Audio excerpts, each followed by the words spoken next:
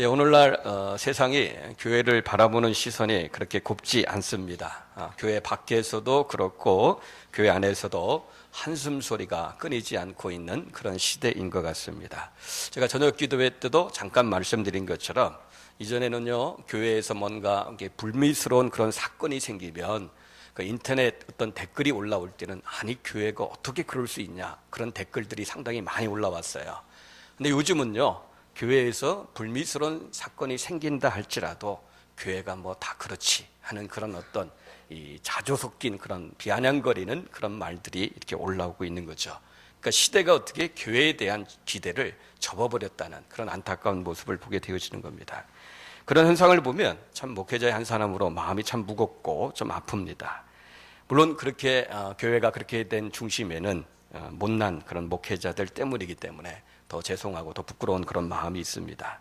그런데 교회의 그런 못난 모습들은 오늘만의 모습이 아니라 성경 시대에도 있었고 교회 역사를 보면 또 그런 못난 모습들이 참 많이 있게 드러날 때가 있어 왔습니다. 그러니까 처음 있는 그런 일들이 아닙니다. 예전에도 있었고 어떻게 보면 예전은요, 지금보다 더 못난 그런 모습의 교회의 모습이 있었을 때가 참 많이 있었어요. 지금의 목회자들보다 더 문제 많은 그런 어떤 목회자들이 교회를 리더했던 그런 시대가 있었습니다. 그런데 참 감사한 것은요, 그때마다 주님은 마치 그 썩은 고목에서 새로운 싹을 이렇게 피워내듯이 시대마다 하나님께서 귀한 사람들을 들으셔서 이렇게 어두운 시대에 희망의 빛을 비춰준 것을 우리가 교회사를 통해서 또 성경을 통해서 우리가 보게 되어지는 겁니다. 그렇다면 하나님께서 어두운 시대에 희망의 그런 빛을 이렇게 비춰주시는데 그 통로로 쓰셨던 사람들이 과연 어떤 사람인가? 이름은 참 다양하고 직업은 참 다양한데 공통점이 있죠. 어두운 시대에 희망의 빛을 비추는 데 쓰셨던 사람들의 공통점이 뭐냐면 하나같이 기도하던 사람들입니다. 여러분 성경을 보면 기도라는 말과 희망이라는 말이 동의어로 쓰일 때가 참 많이 있어요. 그렇기 때문에 하나님께서는 언제나 그 시대에 희망을 주고자 할 때는 기도라는 채널을 통해서 주신 것을 보게 되어집니다. 오늘 우리가 읽은 본문 말씀에도요, 어두운 시대에 희망을 주는 채널로 쓰임받았던 한 사람이 등장하고 있는데 그 사람이 누굽니까? 그 사람이 누구죠? 다름 아닌 이제 한나라는 그런 여자입니다. 한나가 살던 시대, 우리가 눕기를 통해서 우리가 말씀을 몇 번 들었던 것처럼 사사시대입니다. 어떻게 보면 어둡고 못난 그런 시대입니다. 도덕적으로, 윤리적으로, 그리고 영적으로, 신앙적으로 타락한 그런 시대였어요. 그 시대를 이끌고 가고 있었던 그 엘리라는 목회자도 상당히 문제가 많았던 그런 어떤 목회자였어요.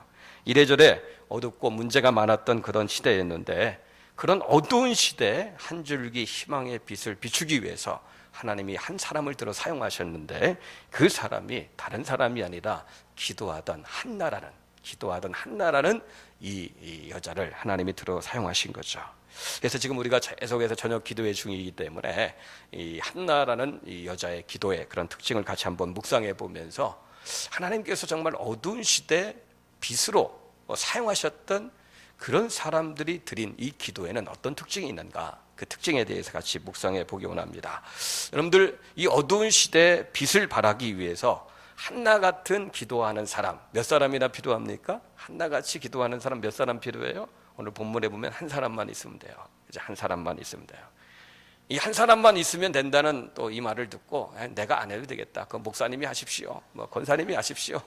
그 한 사람 장로님이 하십시오. 그렇게 이야기할 수 있을지 모르지만 여러분 그렇게 하지 마시고요. 이 한 사람, 이 한나라는 기도하는 한나 한 사람을 통해서 어두운 시대에 희망의 빛을 비춰줬다는 그 말씀을 듣고 나서 하나님, 그 한 사람이 내가 되기 원합니다. 그 한나라는 그 한 사람 내가 되기 원합니다. 내가 정말 우리 가정의 어두움, 우리 교회 공동체, 이 나라의 민족의 어두움을 걷어내고 하나님께서 희망의 빛을 비추는 그 통로로 내가 쓰임받기 원합니다. 제가 기도하는데 쓰임받기 원합니다. 그렇게 소원하시고 다짐하시는 귀한 시간이 되시길 주님의 이름으로 축복합니다. 축복합니다. 여러분, 한나, 이 여자가 드렸던 기도의 특징 무엇입니까? 제일 먼저 이 한나의 기도는요, 지극히 그리고 아주 평범한 그런 기도였습니다. 우리가요, 어두운 시대 희망의 빛을 비치는 그런 통로로 쓰임받았다 하면 그 사람이 들은 기도는 뭔가 굉장한 기도인 것 같고 특별한 기도일 것 같지만 성경에 보면 그렇지 않아요. 어두운 시대 빛을 발했던 한나의 기도는요, 지극히 평범한 기도였어요. 지극히, 그죠? 특별하지도 않는 그런 어떤 기도였습니다. 그럼 이것이 바로 하나님의 역설이죠. 지극히 평범한 것을 사용해서 비범한 일을 이루시는 분이 하나님이죠. 그럼 10절 말씀 한번 보세요. 오늘 본문 10절 말씀 보면 한나가 마음이 괴로워서 여호와께 기도하고 통곡하며, 어떻게 보면 본문을 이해하는 중심 구절이라고 할 수 있어요. 여기 보면 하나님이 여호와께 기도했다라고 되어 있습니다. 여호와께 기도했다. 근데 여러분들, 한나가 기도했는데 왜 기도했다고 합니까? 왜 기도했다고 했죠? 여기 보면 뭐가 했어요? 마음이 괴로워서. 그렇지, 마음이 괴로워서. 마음이 괴로워가지고 마음이 속상해서 하나님 앞에 기도한 겁니다. 그럼 이 한나가 왜 마음이 괴로웠을까요? 왜 마음이 속상했을까요? 그가 살고 있는 시대가 너무 어둡기 때문에, 교회가 너무 어둡고 그 시대의 역사가 너무 어둡기 때문에 이 한나가 마음이 괴롭고 속상했을까요? 전혀 그런 게 아니죠. 한나는 그 정도 큰 그릇이 아닙니다. 한나가 괴로워했던 이유는 시대와 교회의 역사가 어둡기 때문에 그런 게 아니라 개인적인 문제 때문에 그래요. 결혼했는데, 결혼해서 오래됐는데 아기가 생기지 않아가지고, 애가 들어서지 않아가지고 너무 속상하고 너무 괴로워서 하나님 앞에 나와서 지금 기도하고 있는 겁니다. 괴로웠는데 뭐 했다고요? 기도하고 있다. 그렇게 지금 말씀을 하고 있어요. 여러분들, 이런 기도가 특별한 기도입니까? 물론 정말 아기가 안 생기는 분들에게 이런 기도는 특별한 기도가 될지 모르지만 일반적으로 보면 특별한 기도라고 할 수 없죠. 우리가 이렇게 구역에 모여서 함께 구역 예배를 드리면서 그때 나누는 그런 기도의 제목이죠. 결혼을 했는데 애가 없는데 기도해 주세요. 그런 기도의 제목도 나눌 수 있는 거고, 우리 애가 고3인데 이제 수능 얼마 안 남았는데 시험 잘 치를 수 있도록 좀 기도 좀 해주세요. 우리 애가 혼기가 꽉 찼는데 아직도 결혼을 할 생각이 없는 것 같은데 우리 애 좀 결혼할 수 있도록 좀 기도해 주세요. 그런 어떤 기도의 제목이죠. 우리 애가 이제 졸업반인데 취직해야 되는데 좀 직장에 취직 잘할 수 있도록 좀 기도해 주세요. 그런 비슷한 기도의 제목을 갖고 지금 어떻게 해요? 한나가 지금 기도하고 있는 겁니다. 그런데 하나님은 그런 지극히 평범한 기도를 사용해서요, 어두운 시대의 어둠을 걷어내고 희망의 빛을 비추는 통로로 그 기도를 쓰셨다는 겁니다. 그럼 한나의 기도도 이렇게 평범하지만 한나라는 사람 자체도 지극히 평범한 사람이에요. 뭐 한나가 영국의 황실 며느리가 돼가지고 황실의 대를 이어야 되기 때문에 이런 기도를 하고 있는 게 아닙니다. 그럼 1절 말씀 한번 보세요. 1절 말씀 보면 에브라임 산지 나마다임 소빔에 에브라임 사람 엘가나라 하는 사람이 있었으니 그런 여로함의 아들이요 엘리후의 손자요 도우의 증손이요 숲의 현손이었다. 한나가 누굽니까? 에브라임 산지에 사는 엘가나의 아내였다 그래요. 그가 어디에 산다고요? 에브라임 산지. 여러분, 산지라는 말이 뭡니까? 산동네라는 거예요. 산동네. 산골에서 사는, 그죠? 특별한 인물이 아니에요. 그냥 산동네, 산촌에서 사는 그런 엘가나라는 남자가 있는데, 또 엘가나라는 사람도 특별한 사람이 아닙니다. 여기 한번 등장하고 다음에 성경에 등장을 하지 않아요. 지극히 평범한 사람이에요. 지극히 평범한 사람의 아내예요. 지극히 평범한 여자가 한나예요. 그리고 또 이 한나가 꼭 애를 가져야 될 이유가 있느냐? 그것도 아니에요. 왜냐하면 첩인 브릿나에게 이미 자녀들이 많이 있어요. 대를 꼭 이어야 되는 그런 상황 가운데 있는 것도 아니에요. 그런데 아기가 안 생기니까 본인이 속상한 거예요. 본인이 괴로운 거예요. 그 첩이 날마다 와서 어떻게 찌르는 거죠. 정실 주제, 애도 못 낳고 너 정실 자리 내놓으라 하면서 계속 찌르니까 그게 너무 속상하고 너무 괴로워가지고 지금 한나가 어떻게 해요? 그 기도 제목을 붙잡고 하나님 앞에 나와서 기도하는 거예요. 참 놀라운 것은요, 그렇게 평범한 사람의 지극히 개인적인 기도 제목인데도 하나님은 그 기도를 사용하셔서 어두운 시대 놀라운 그런 희망의 빛을 비추는 그런 통로로 쓰셨다는 사실입니다. 그럼 한나가 기도해서 얻은 아들의 이름이 누굽니까? 누구죠? 한나가 기도해서 얻은 아들이 누구예요? 사무엘이죠. 사무엘이 한나의 기도를 통해서 태어납니다. 사사시대의 어두운 그런 사사시대 역사를 끝을 내고요, 사울과 다윗을 이스라엘 왕으로 세워가지고 이스라엘 역사를 그 반석 위에 세우는 그 초석의 역할을 감당했던 사무엘이 이런 한나의 간절한 기도, 끈질긴 기도, 또 진실된 그런 기도를 통해서 하나님께서 선물로 주신 거죠. 그러므로 사랑하는 동역자 여러분, 속상한 일이 있을 때, 괴로운 일이 있을 때, 힘든 일이 있을 때 그것이 지극히 개인적이고 평범한 기도 제목일지라도 여러분도 괜찮아요.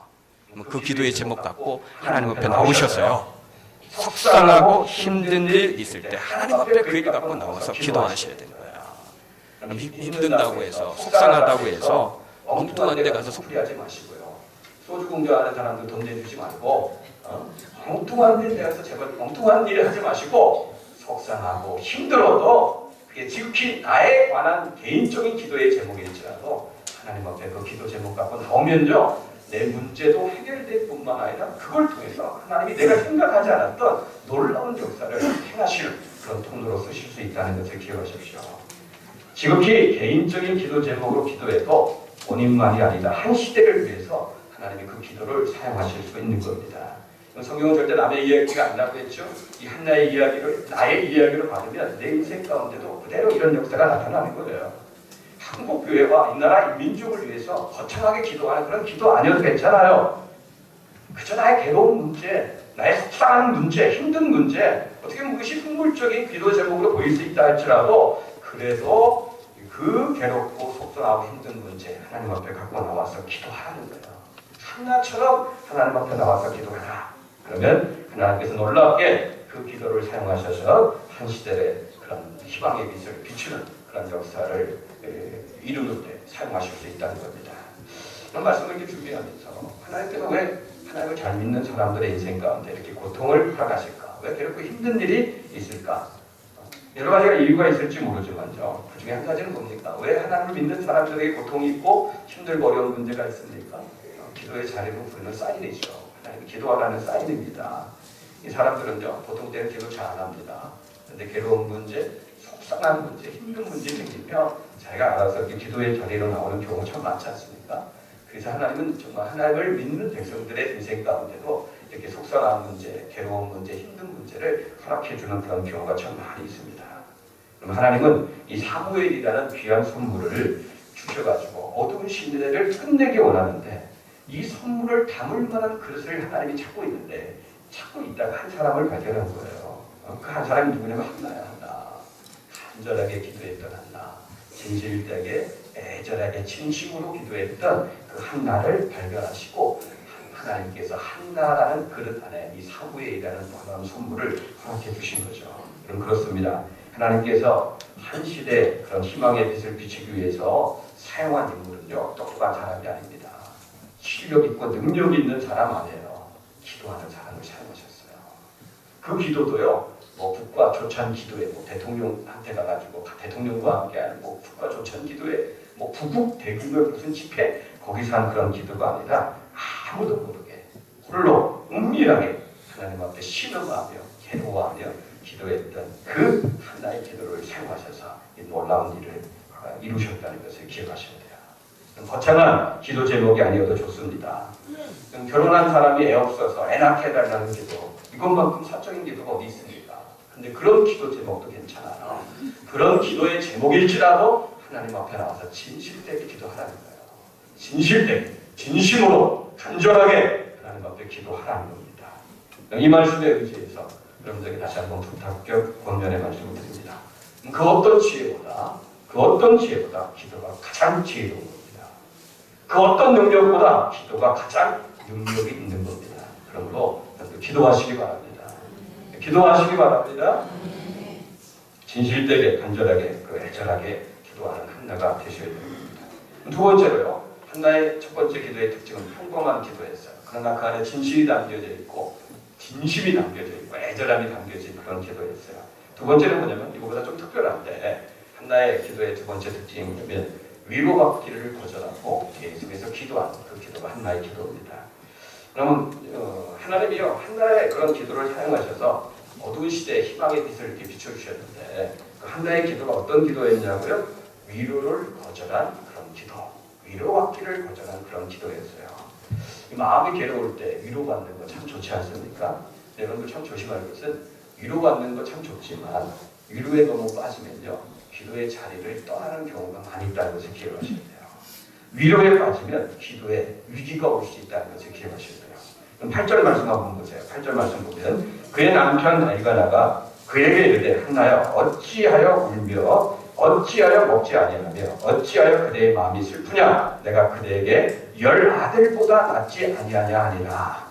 그럼 엘가나가 참 멋진 남편 아닙니까? 우리 여자분들 이런 그 남자를 보면 참 이런 남편하고 살았으면 얼마나 좋을까 이렇게 생각을 한번 해보죠. 그렇죠? 제가 눕기를 볼 때는 참 우리 자녀들 생각하면서 눕기를 볼 때는 야 우리 아들들 참 눕과 같은 이런 며느리 만났으면 좋겠다 그런 생각이 들고 오늘 이 엘가나 같은 모습을 보면 야 우리 딸들이 참 엘가나 같은 남편 만났으면 좋겠다 그런 생각 들지 않습니까? 한나의 인생이 참 힘들고 참 기구한데 그런데도 한나에게 위로가 되는 것이 뭐냐면 엘가나 같은 남편을 만난 겁니다. 한나의 모든 것을 다 이해해주고 덮어주고 사랑해주는 그런 남편이죠. 그런데 남편을 왜 남편이라고 불러요? 왜 남편을 남편이라고 부릅니까? 내 편 아니고 남의 편이니까. 남의 편이니까 남편이라고 부르는 거죠. 그런데 이 엘가나는 그런 게 아니에요. 정말 한 남편이었어요. 엘가나는 정말 한 남편에 섰던 그런 남편입니다. 한나 보면 뭐라고 해요? 당신 내가 10아들보다 당신을 내가 더 귀하게 생각한다. 10아들 없어도 좋다. 난 당신 하나면 만족한다. 당신이 내게 있어 최고 귀하다. 그렇게 이야기하죠. 말도 립서비스가 아닙니다. 입으로 하는 말이 아니에요. 그럼 4절과 5절 말씀 보세요. 4절 5절 말씀 보면 엘가나가 제사를 드리는 날에는 제물의 분깃을 그의 아내 브린다와 그의 모든 자녀에게 주고 한나에게는 갑주를 주니 이는 그를 사랑하니라. 그러나 여호와께서 그에게 임신하지 못하게 하시니 한나가 아이가 없어서 위축할까봐 기죽을까봐 하여튼 명절 때가 되면요. 명절 때가 되면 다른 사람보다 제물을 어떻게 갑주를 줬어요. 하여튼 한나에게 퍼부을 수 있는 사랑을 다 퍼붓는 그런 엘가나의 모습을 보게 되시는 거죠. 이런 남편의 위로를 받은 한나 어떻게 합니까? 아까 우리 10절 말씀 봤지만 다시 한번 보면요. 이런 남편의 깊은 위로를 받았는데도 한나는 어떻게 10절 보면 한나가 마음이 괴로워서 여호와께 기도하고 통곡하며 이런 남편의 위로를 받는데도 이 한나는 계속해서 괴로워하면서 계속 기도하고 있는 그런 모습을 보게 되어지는 거죠. 어떻게 보면 남편의 입장에서 보면 내가 그렇게 위로했는데 내가 그렇게 사랑한다고 하고 당신이 최고라고 이야기하는데 그만큼 위로했으면 좀 어떻게 좀 그만 속상해하고 그만 괴로워하고 좀 기뻐했으면 좋겠는데 남편의 위로를 무시하는 것처럼 마치 이렇게 행동을 하는 거죠. 남편이 아무리 그렇게 위로해줘도 어떻게 해요? 이 한나는 계속 괴로워하면서 계속 속상하면서 기도의 자리를 지키고 있는 것을 보게 되어지는 거죠. 근데 여러분들 생각해 보세요.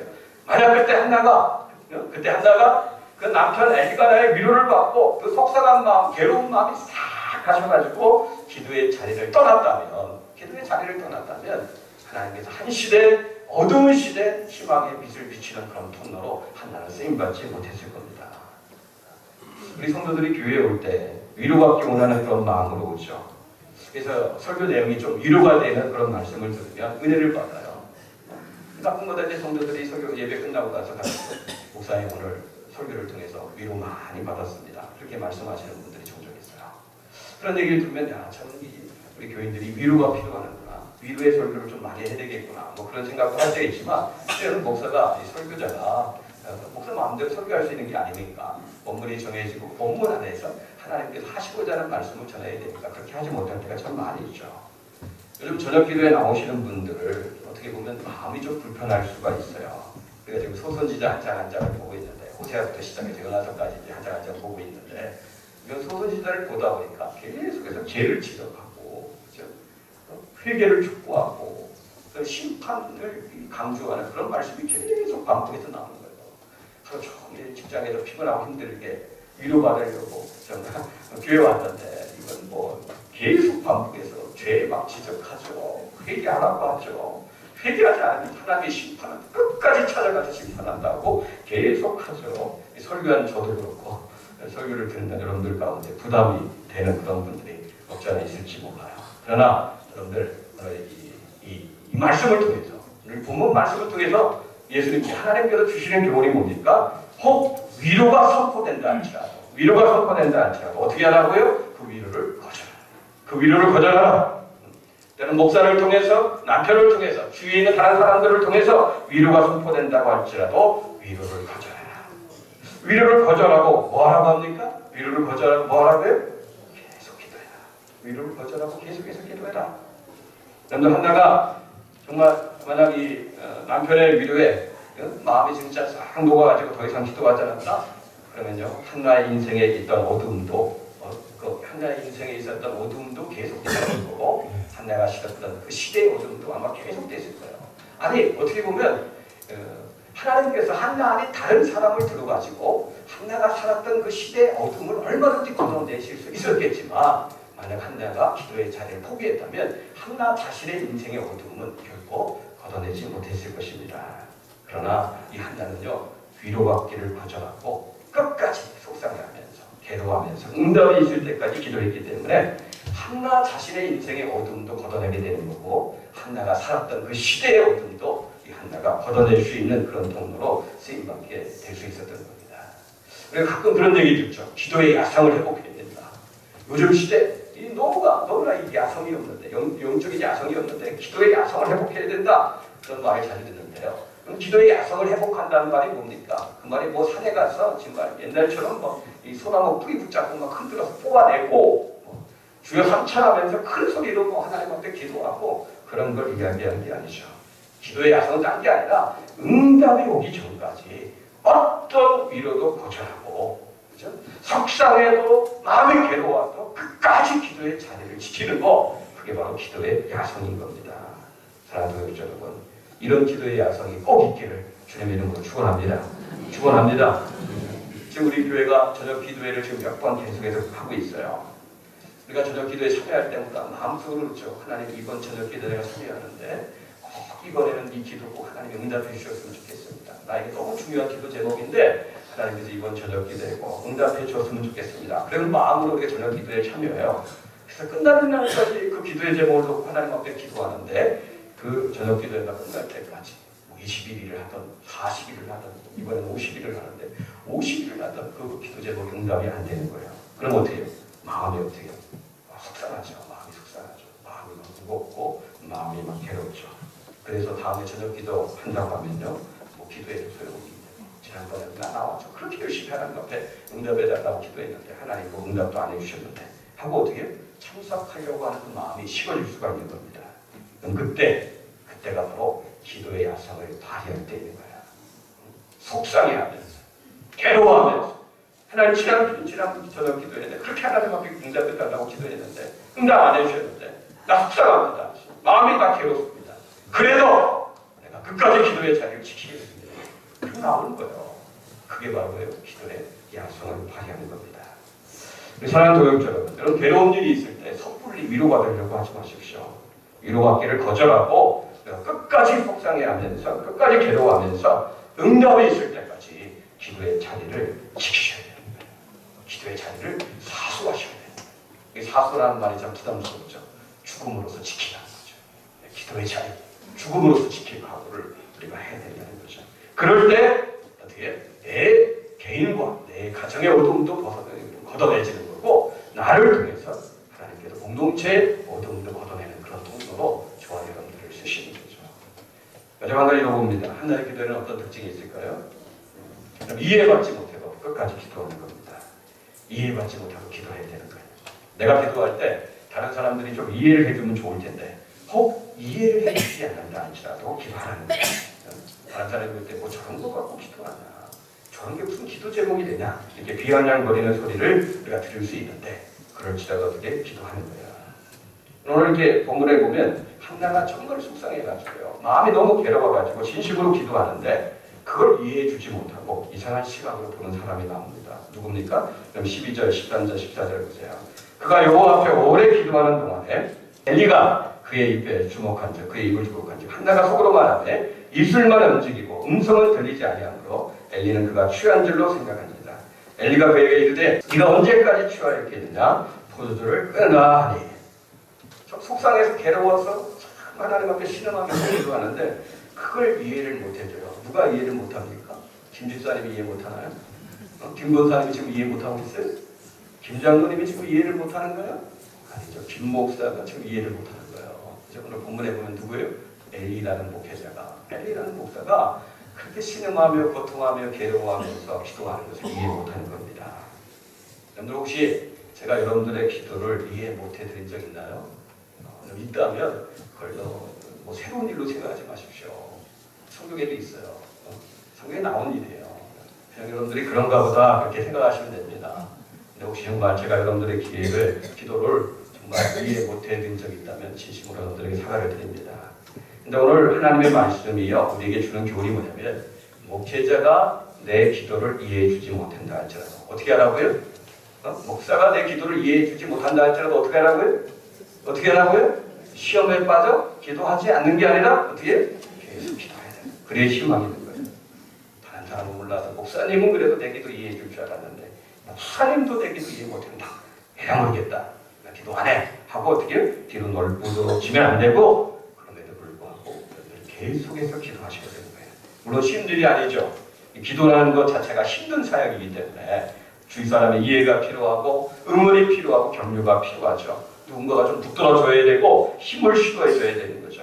그러나 아무도 이해를 안 해준다 할지라도 이해는 그냥 무슨 그런 제목 갖고 기도하냐 이렇게 비아냥거린다 할지라도 말은 안 해도 눈빛으로 참 한심하다 그런 눈빛을 저와 여러분들에게 보낸다 할지라도 절대 기도하는 것을 포기하면 안 되는 거예요.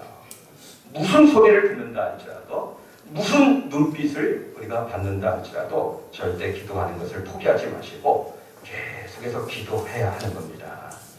기도하는데 이 목사의 눈빛이 곱지 않더라. 아무개 집사님의 눈빛이 좀 곱지 않더라. 그래가지고 기도하는 것을 포기하는 그런 일이 없어야 되는 거예요. 그럼 우리가 기도의 자리를 지키는 데 있어서 그 기도의 자리를 지키지 못하도록 하는 방해물들이 참 많이 있어요. 유혹하는 것들이 많이 있습니다. 때로는 엘가나의 위로가 방해를 하기도 하고요. 엘가나의 위로가 방해하기도 하고 때로는 이 엘리의 이해하지 못하는 것이 방해하기도 하는 거예요. 그래서 그런 것들에 걸려가지고요. 기도하다가 기도의 자리를 떠난 분들이 의외로 참 많이 있습니다. 기억하셔야 돼요. 그런 것들이 바로 사탄의 공격이라는 사실을 아셔야 돼요.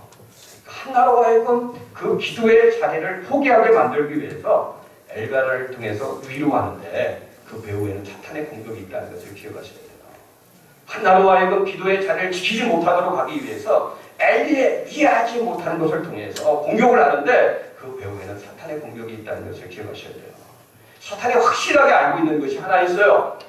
사탄은 영적인 존재이기 때문에 확실하게 알고 있는 것이 하나 있는데 기도의 힘을 알고 있거든요. 기도가 능력이 있다는 거 사탄은 알고 있어요. 그래서 여러분 우리가 볼 때는 그저 여자 하나가 하나님 앞에 나와서 애 하나 주세요, 애 하나 주세요 그렇게 기도하는 것처럼 보일지 모르지만 영적인 존재인 사탄은요 알고 있거든요. 저 여자 그대로 내버려 두면 뭔가 큰 일을 칠 여자구나 알고 있기 때문에 수시로 그 기도의 자리에 떠나가게 만들기 위해서 수시로 엘가나를 보내기도 하고 수시로 엘리라는 사람을 계속해서 보내는 겁니다. 아마 저와 여러분들 가운데 이 사탄이 보낸 엘가나 때문에 이 사탄이 보낸 엘리 때문에 기도하다가 기도의 자리를 포기하는 분들이 없지 않아 많이 있을지도 몰라요. 그런데 기억하셔야 돼요. 우리의 기도를 방해하게 하는 것들, 우리로 하여금 기도의 자리를 떠나게 만드는 것은 환경적으로 그게 좋게 보이던, 환경적으로 그게 시험이 되고 유혹이 되는 그런 환경으로 보이던 기도의 자리를 떠나게 하는 것은 다 나쁜 겁니다. 환경적으로 좋게 보인다 할지라도 나쁜 거예요. 엘가나의 위로 얼마나 좋게 보입니까? 그러나 기도의 자리를 떠나게 만드는 거라면 나쁜 거예요. 우리로 하여금 기도를 포기하게 만드는 것은 다 나쁜 것이라는 것을 기억하십시오. 아마 여러분들이 성경에 기록되지 않은 한나가 참 많이 있었을 거예요. 하나님께서 그 사시대의 어둠을 끝내기 위해서 사무엘이라는 귀한 선물을 주시려고 하는데 누가 이 사무엘이라는 선물을 받기에 합당한 그릇일까 찾는단 말이에요. 찾는데 예를 들어서 단지파에 어떤 여자가 있어요. 단지파에 어떤 여자가 있는데 어떤 문제 때문에 하나님 앞에 나와서 간절하게 기도를 하는 거예요. 70대에 기도를 하는 거예요. 그래서 하나님 보실 때 저 여자에게 내가 사무엘이라는 귀한 선물을 저 여자에게 줘야 되겠다 하고 하나님이 딱 찾아오는데 그만 이 여자가 엘가나 같은 남편이 와가지고 위로하니까 그 마음이 싹 녹아가지고 어떻게 기도의 자리를 떠나버린 거예요. 하나님께서 그 여자에게 이 사무엘이라는 선물을 주려고 했다가 다시 거둬가는 거죠. 그 다음에 어떻게 베냐민 지파의 어떤 여자를 보니까 그 여자가 또 하나님 앞에 나서 얼마나 간절하게 얼마나 뜨겁게 기도하는데 하나님 저 여자에게 드디어 내가 사무엘이라는 선물을 줘야 되겠다 하고 그 여자를 찾아가서 사무엘이라는 선물을 딱 주려고 했는데 또 이 여자는 목사의 곱지 않은 눈빛 때문에 목사가 던진 말 한마디 때문에 시험에 또 빠져가지고 기도의 자리에서 떠나버리는 거야. 그런데 또 하나님께서 또 주시려고 했던 그 사무엘을 걷어가는 거예요. 하나님이 보시는데 다 그렇게 기도하는 것 같다가 이 엘가나 때문에 엘리 때문에 기도하기를 포기하고 떠나는 사람들이 많이 있는데 그러나 그 가운데서 한나라는 여자가 있는데 엘가나가 찾아와서 위로해도 속상하며 괴로워하며 기도의 자리를 떠나지 않는 거고, 엘리라는 사람이 와서 이해 못하고 곱지 않는 그런 눈빛으로 말로 막 시험을 주고 상처를 주는데도 기도의 자리를 떠나지 않고 끝까지 기도의 자리를 사수하고 있는 거예요. 그러니까 하나님께서 어떻게 하는 거예요? 아, 이 여자구나 하고 어떻게 그 하나님은 그 여자에게 사무엘에 대한 귀한 선물을 이렇게 담아주신 거죠. 그들의 이름이 성경에 기록될 뻔했는데 이런저런 이유로 기도의 자리를 지키지 못했던 사람들은 다 사라진 거예요. 그러나 끝까지 기도의 자리를 지킨 한나의 이름만 성경에 기록된 겁니다.